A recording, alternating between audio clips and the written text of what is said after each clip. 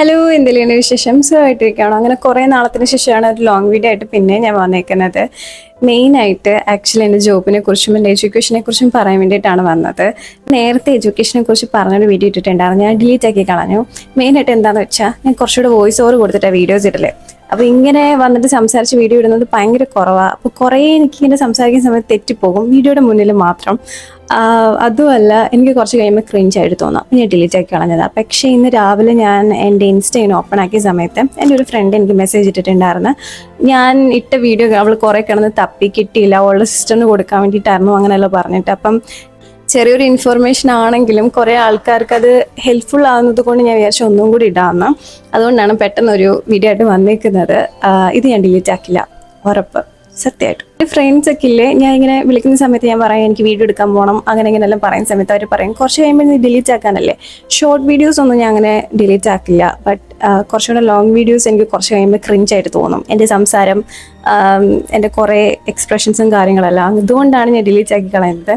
Anyway, ഇനിയിപ്പോൾ അത് മാത്രം നോക്കിയിട്ട് കാര്യമില്ലല്ലോ, പറയുന്ന സംഭവങ്ങൾ അവിടെ തന്നെ ഇടാമെന്ന് വിചാരിക്കുന്നുണ്ട്. അപ്പം ഫസ്റ്റ് എൻ്റെ എഡ്യൂക്കേഷൻ നോക്കുകയാണെങ്കിൽ ഞാൻ +1 +2 എടുത്തത് കൊമേഴ്സാണ്. അത് കഴിഞ്ഞ് ഞാൻ UAE വന്നു. ഇവിടെ ഞാൻ പഠിച്ചത് BC health care management and economics ആണ്. ഇതൊരു 4 വർഷത്തെ കോഴ്സാണ്. ഒരു 3.5 നമുക്ക് ക്ലാസ്സസും കാര്യങ്ങളും ഉണ്ടാവും. പിന്നെ 6 മന്ത് നമുക്ക് ഇൻറ്റേൺഷിപ്പ് പോലെ ആയിരിക്കും. ഇത് എനിക്ക് ഇഷ്ടപ്പെട്ടിട്ടൊന്നും ഞാൻ എടുത്തൊരു കോഴ്സൊന്നും അല്ല, എൻ്റെ ഫാദറിൻ്റെ നിർബന്ധപ്രകാരം ഞാൻ എടുത്തതാണ്.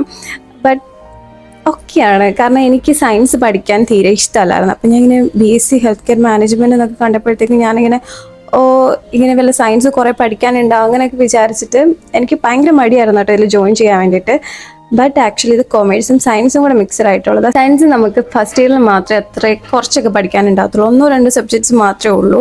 പിന്നെ ബാക്കി ഫുള്ള് നമുക്ക് ഇൻഷുറൻസ്, മാർക്കറ്റിങ്, പിന്നെ മെഡിക്കൽ ടൂറിസം, അങ്ങനെ കുറേ ഡിപ്പാർട്ട്മെൻറ്റ്സിനെ കുറിച്ച് പഠിക്കാനായിരിക്കും ഹോസ്പിറ്റലിൽ. അപ്പം ഭയങ്കരമായിട്ട് സയൻസ് പഠിക്കാൻ വേണ്ടിയിട്ടില്ല. അത് നമ്മൾ പഠിച്ചു തുടങ്ങിയപ്പോഴാണ് എനിക്ക് മനസ്സിലായത്. പിന്നെ എനിക്ക് ഓക്കെ ആയിരുന്നു കേട്ടോ. ഈ ഒരു കോഴ്സ് നാട്ടിലുണ്ടോ എന്ന് എനിക്ക് അറിയത്തില്ല, ബിക്കോസ് ഞാൻ തന്നെ ഫസ്റ്റ് ടൈമാണ് ഇങ്ങനത്തെ ഒരു കോഴ്സിൻ്റെ പേരും കാര്യങ്ങളെല്ലാം കേൾക്കുന്നത് തന്നെ. അപ്പോൾ അത്രേ ഉള്ളൂ എൻ്റെ എഡ്യൂക്കേഷനും കാര്യങ്ങളെല്ലാം. പിന്നെ എൻ്റെ ജോബിൻ്റെ കാര്യങ്ങൾ ചോദിച്ചിട്ടാണ് കുറേ അധികം ക്വസ്റ്റ്യൻസ് വരുന്നത്. സോ ഞാനിപ്പോൾ കറൻ്റ്ലി വർക്ക് ചെയ്യുന്നത് ഒരു ഹോസ്പിറ്റലിലാണ്. ഞാൻ അവിടെ മെഡിക്കൽ ടൂറിസം ഡിപ്പാർട്ട്മെൻറ്റിലാണ് വർക്ക് ചെയ്യുന്നത്. പക്ഷേ എനിക്ക് എപ്പോഴും ക്ലയൻസ് ഉണ്ടാവില്ല. ആ സമയങ്ങളിൽ ഞാനിപ്പോൾ ഇൻഷുറൻസ് വർക്കും ഓൾസോ ലൈക്ക് പേഷ്യൻസിനെ ഹാൻഡിൽ ചെയ്യുന്ന വർക്കുമാണ്, ഗൈഡ് ചെയ്യുക, അങ്ങനത്തെ സംഭവങ്ങളെല്ലാം ഇപ്പം ഞാൻ വർക്ക് ചെയ്യുന്നത്. സോ എൻ്റെ അടുത്ത് എന്താണ് വർക്ക് ചെയ്യുന്നതെന്ന് ചോദിക്കുമ്പോൾ ഞാൻ മെഡിക്കൽ ടൂറിസം എന്ന് പറയും. അപ്പം മിക്കവർക്കും അറിയില്ല അത് എന്താണ്. അപ്പം ഞാൻ അവർക്ക് വേണ്ടിയിട്ട് മാത്രം ഒരു എക്സാമ്പിൾ വെച്ച് പറഞ്ഞു തരുക. ഭയങ്കര സിമ്പിളാണ്. അപ്പം ഇപ്പോൾ UK ഒരാൾക്ക് ഇവിടെ ദുബായിൽ വന്നിട്ട് എന്തെങ്കിലും ഒരു സർജറീസോ എന്തെങ്കിലും ചെയ്യണമെന്ന് വിചാരിക്കുക, അതായത് ഹോസ്പിറ്റൽ റിലേറ്റഡ് എന്തെങ്കിലും, അതിനെയാണ് മെഡിക്കൽ ടൂറിസം എന്ന് പറയുന്നത്. അപ്പം ആ പേഷ്യൻസിനെ ഹാൻഡിൽ ചെയ്യുന്നതായിരിക്കും എൻ്റെ ജോലി. ഈവൻ എൻ്റെ ഹോസ്പിറ്റലാണെങ്കിൽ ഇപ്പം നമ്മൾ മെഡിക്കൽ ടൂറിസ്റ്റിന് കുറേ അധികം പാക്കേജസ് ഉണ്ട്. മേ ബി 7,000 dirhamsനുണ്ട്, 250, ഈവൻ 250ൽ ആക്ച്വലി കുറച്ചും കൂടെ ഡോക്ടറിനെ കാണുന്ന കൺസൾട്ടേഷനും കുറച്ച് ലാബ് ടെസ്റ്റും വരുന്നുണ്ട്. ഇപ്പോൾ 500 dirhamsന് എടുക്കുന്നെങ്കിൽ കുറേ അധികം ലാബ് ടെസ്റ്റ് വരുന്നുണ്ട്. 7,000 ആണെങ്കിൽ അതിനകത്ത് MRI, അൾട്രാസൗണ്ട്, അങ്ങനെ കുറേ സംഭവങ്ങൾ വരും. അപ്പോൾ എന്താണെന്ന് വെച്ചാൽ ഈ പേഷ്യൻസിന് അപ്പോയിൻമെൻറ്റ്സ് എല്ലാം കൊടുക്കണം ഞാൻ. എന്നിട്ട് അവർ ഏത് ടൈമിലൂടെ വരണം, അല്ലെങ്കിൽ ഏത് ടൈമിൽ ഡോക്ടറെ കാണണം, അങ്ങനത്തെ എല്ലാ സംഭവങ്ങളും അവർ കൂടെ നിന്ന് ചെയ്ത് കൊടുക്കുന്നതാണ് എൻ്റെ ജോലി. ഈവൻ ഞാൻ പഠിച്ച സംഭവത്തിൽ അങ്ങനെ ഒരു സബ്ജക്റ്റും കൂടെ ഉണ്ടായിരുന്നു, മെഡിക്കൽ ടൂറിസം. പിന്നെ quality department, marketing, in patient, out patient, അങ്ങനെ കുറേ സംഭവങ്ങളുണ്ട്. ബട്ട് എനിക്ക് ഇത് ഭയങ്കര ഇഷ്ടപ്പെട്ടത് കൊണ്ടാണ് ഞാൻ ഈ ഒരു ഫീൽഡ് തിരഞ്ഞെടുത്തത്.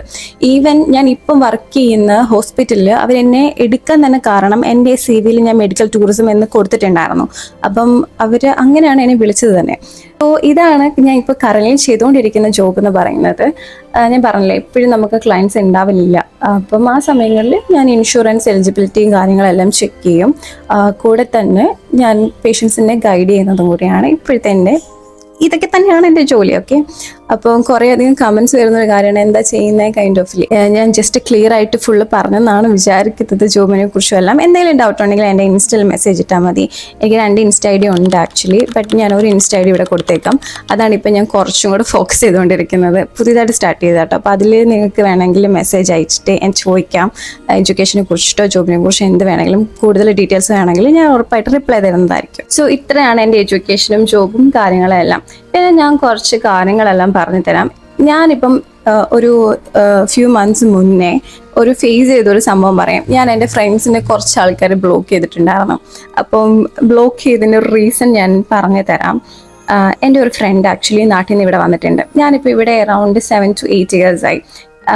ഞാൻ എൻ്റെ കുറച്ച് ഫ്രണ്ട്സ് എന്നെ കോണ്ടാക്ട് ചെയ്യുന്ന സമയങ്ങളിൽ ഞാൻ എന്നെ കൊണ്ട് പറ്റുന്ന രീതിക്ക് ഞാൻ അവരെ ഹെൽപ്പ് ആക്കി കൊടുക്കലുണ്ട്. അവരിവിടെ വന്നിട്ടുണ്ടെങ്കിൽ ഇവൻ എൻ്റെ കമ്പനിയിൽ വേണമെങ്കിൽ ഞാൻ CV കൊടുക്കും, അങ്ങനെയൊക്കെ. പക്ഷേ കമ്പനിയല്ലേ തീരുമാനിക്കുന്നത് അവരെ വിളിക്കണോ വേണ്ടയോ എന്ന്. എനിക്ക് അവരുടെ അടുത്ത് പോയി പറയാൻ പറ്റില്ലല്ലോ. ലൈക്ക് എൻ്റെ ഫ്രണ്ടാണ്, അതുകൊണ്ട് വിളിക്കണോ എന്നുള്ള രീതിക്ക് മാക്സിമം എന്നെ കൊണ്ട് പറ്റുന്ന രീതിക്ക് ഞാൻ സപ്പോർട്ട് ആക്കലുണ്ട്. ഓക്കെ, ഇപ്പോൾ 2 months മുന്നേ എൻ്റെ ഒരു ഫ്രണ്ട് ഇവിടെ വന്നിട്ടുണ്ടായിരുന്നു. അപ്പം ഫ്രണ്ട് എന്ന് പറഞ്ഞാൽ +2 +1 മാത്രം പരിചയമുള്ള ഒരാളാണ്. അപ്പോൾ അതിനിടയ്ക്ക് നമ്മൾ മെസ്സേജ് അയക്കും, അങ്ങനത്തെ ഒന്നുമില്ല. ഈവൻ എൻ്റെ വാട്സപ്പ് നമ്പർ പോലും കയ്യിലില്ലാത്ത ഒരാൾ. അപ്പോൾ എനിക്ക് മെസ്സേജ് ഇട്ടു, ഇൻസ്റ്റയിൽ മെസ്സേജ് ഇട്ടു. അപ്പോൾ ഞാനത് അക്സെപ്റ്റ് ആക്കി. ഇവിടെ വന്നിട്ടുണ്ടെന്ന് പറഞ്ഞ സമയത്ത് ഞാൻ ലൈക്ക് ഓക്കെ, എന്തെങ്കിലും ഹെൽപ്പ് വേണമെങ്കിൽ പറഞ്ഞാൽ മതി, അങ്ങനെയെല്ലാം സംസാരിച്ചിട്ടുണ്ടായിരുന്നു. എന്നിട്ടാണെങ്കിൽ ഞാൻ എൻ്റെ കഷ്ടകാലത്തിന് ഞാൻ അങ്ങോട്ട് പോയിട്ട് പറഞ്ഞു, നീ CV അയക്കുക, ഞാൻ എൻ്റെ കമ്പനിയിൽ കൊടുക്കുക, അറിയാവുന്ന ആൾക്കാർക്ക് കൊടുക്കാമെന്ന് പറഞ്ഞു. എന്നിട്ട് ഞാനത് മേടിച്ചു. ഓക്കെ, മേടിച്ചിട്ട് ഞാൻ CV നോക്കിയ സമയത്ത് അതിൻ്റെ അത് ഫോട്ടോസും കാര്യങ്ങളൊന്നും കൊടുത്തിട്ടില്ല. ഇവിടെ കുറച്ചും കൂടെ ഫോട്ടോ എല്ലാം നോക്കിയിട്ടാണ് വിളിക്കുന്നത്. ഞാൻ നിന്ന കമ്പനീസിലെല്ലാം കുറച്ചും കൂടെ അവർ പ്രൊഫൈൽ നോക്കും, എന്നിട്ട് പിന്നെയാണ് അവർ എല്ലാം നോക്കിയിട്ട് വിളിക്കുന്നത്. സോ അപ്പോൾ അവൻ്റെ അടുത്ത് ഞാൻ പറഞ്ഞു, എടാ നിനക്ക് പ്രൊഫൈലൊന്നുമില്ല, അപ്പം നല്ലൊരു ഫോട്ടോ താ, ഞാൻ വേണമെങ്കിൽ നല്ലൊരു CV ചെയ്ത് തരാം. നിങ്ങൾ ആലോചിക്കണം, ഞാനൊരു 1.5 hour ഇരുന്നിട്ട് CV ചെയ്തിട്ട് ഞാൻ കൊടുത്തു കഴിഞ്ഞ് ഞാൻ പറഞ്ഞു എനിക്ക് അറിയാവുന്നിടത്തെല്ലാം കൊടുത്തേക്കാം, ഇവൻ ഞാൻ നിൽക്കുന്നിടത്ത് വരെ കൊടുത്തേക്കാന്ന് പറഞ്ഞു. ഇവൻ എൻ്റെ ഹോസ്പിറ്റലിലാണെങ്കിൽ എനിക്ക് കൊടുക്കാന്നല്ലേ പറ്റൂ, എനിക്ക് അവരുടെ അടുത്ത് പറയാൻ പറ്റില്ല, അയ്യോ പുള്ളിക്കാരന് ജോലി കൊടുക്കണേ അങ്ങനെ എനിക്ക് പറയാൻ പറ്റില്ലല്ലോ. സോ പുള്ളി എനിക്ക് ഇങ്ങനെ ഒരു മെസ്സേജ് ഇട്ട്, നിനക്ക് പിന്നെ സുഖമല്ലേ, നിനക്ക് നിൻ്റെ അച്ഛനും അമ്മയും ഉണ്ടല്ലോ, നിനക്കൊന്നും അറിയണ്ട എൻ്റെ കഷ്ടപ്പാട്, മറ്റേത് മറിച്ചത് കുറേ ഇങ്ങനെ പറഞ്ഞു മെസ്സേജ് ഇട്ടിട്ടുണ്ടായിരുന്നു. ഞാൻ ഭയങ്കര ഷോക്കായിപ്പോയി.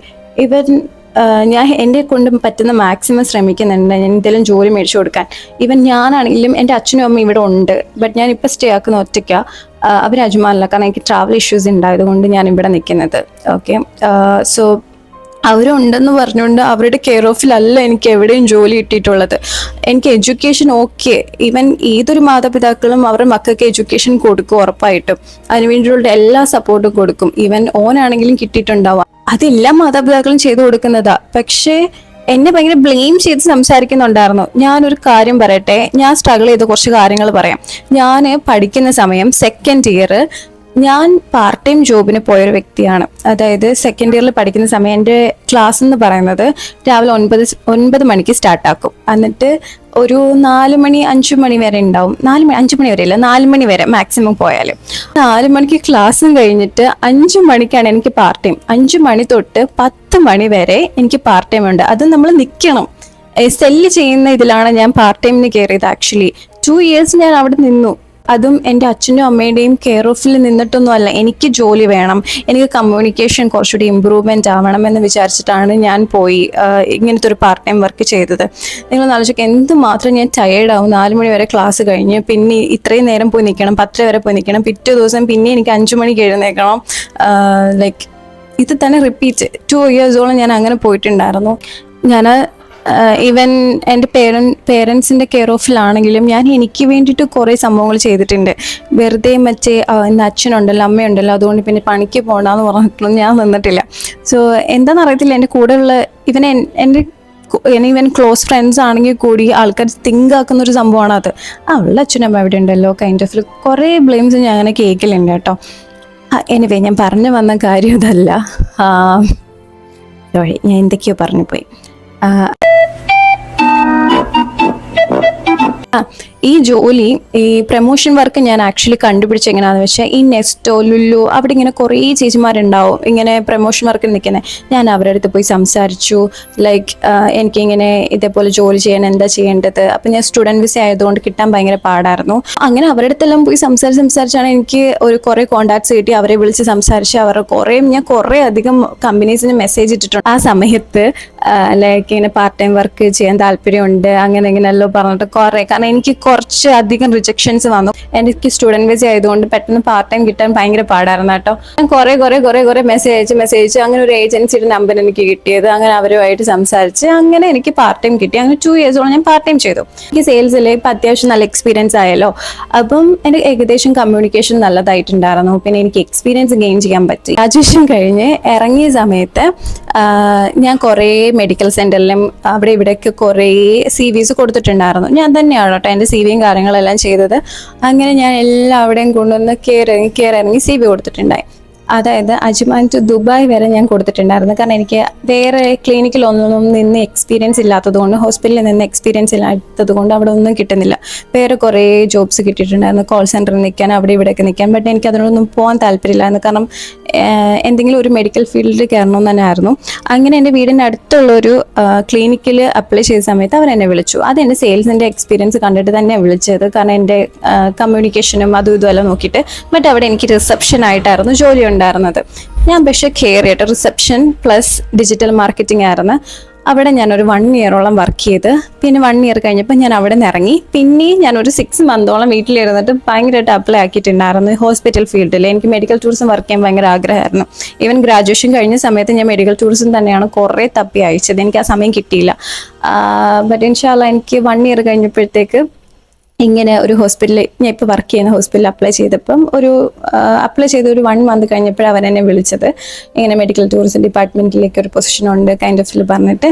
അതിന് ഇൻ്റർവ്യൂ അറ്റൻഡ് ചെയ്തു. പക്ഷെ ആ ഇൻ്റർവ്യൂ അറ്റൻഡ് ചെയ്ത സമയത്ത് എന്നെ അവർ എടുക്കാൻ മെയിൻ കാരണം, ഞാൻ മെഡിക്കൽ സെൻറ്ററിൽ വർക്ക് ചെയ്തെന്ന് പറഞ്ഞില്ലേ, അവിടെ റിസപ്ഷനായിട്ടാണ് വർക്ക് ചെയ്ത് അവിടെ എനിക്ക് ഇൻഷുറൻസിനെ കുറിച്ച് കുറേ അറിവുകൾ കിട്ടിയിട്ടുണ്ടായിരുന്നു. Even digital marketing. അങ്ങനെ ഞാൻ ഈ ഹോസ്പിറ്റലിൽ ചെന്ന സമയത്ത് ഇൻ്റർവ്യൂ ഫുൾ ഇൻഷുറൻസിനെ കുറിച്ചായിരുന്നു ചോദിച്ചുകൊണ്ടിരുന്നത്.